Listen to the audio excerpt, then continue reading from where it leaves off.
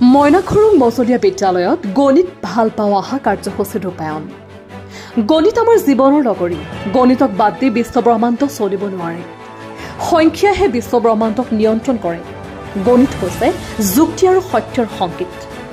কিন্তু তথাপিও ছাত্ৰ ছাত্ৰীসকলৰ বহুতে গণিত বিষয়টো ভয় কৰে।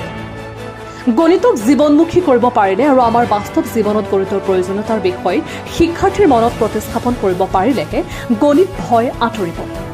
আজি গুৱাহাটীৰ পাবহিত থকা মইনাখুৰুং মজলীয়া বিদ্যালয়ৰ ছাত্ৰ ছাত্ৰীৰ মাজত গণিত ভাল পাওঁ অহা এক কাৰ্যসূচীত ভাগ লৈ বিশিষ্ট শিক্ষাবিদ পৰেশ বৈশ্যই এইদৰে কয়।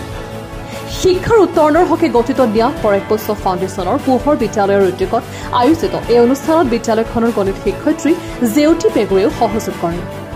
বিদ্যালয়খনৰ প্ৰধান শিক্ষয়িত্ৰী কল্পনা বৰুৱাই বিদ্যালয়খনৰ উত্তৰণৰ বাবে ভৱিষ্যতেও প্ৰয়োজনীয় দিহা পৰামৰ্শ আগবঢ়াবলৈ বৈশ্যক অনুৰোধ জনায়। হাজোৰ পৰা কমলাকান্ত দাসৰ ৰিপৰ্ট, প্ৰতিদিন লাইভ। মই মইনাখুৰুং এমভি স্কুলত পঢ়োঁ। তাৰপিছত মই মেথছত বহুত বেয়া পাইছিলোঁ। আজি পৰেশ বৈশ্য ছাৰে আমাৰ ইয়াতে আহিছিল। তাৰপিছত আমাক মেথছৰ ইমান ভাল ভাল ট্ৰিক শিকাইছিল। আমাক বহুত ভাল লাগিছিল। মানে মেথছত মানে এনেকুৱা লাগিল কি মেথছটো এটা যাদু হয় আৰু বহুত ভাল লাগিছে কৰি কিনে। মানে এটা ফূৰ্তি লাগিছিল ইয়াতে।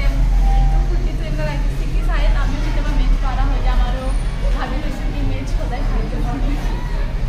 চবেই কোৱা মেথছ পাৰিম, মেথছ ভাল লাগে, আমি মেথছ পাৰিম। Thank U.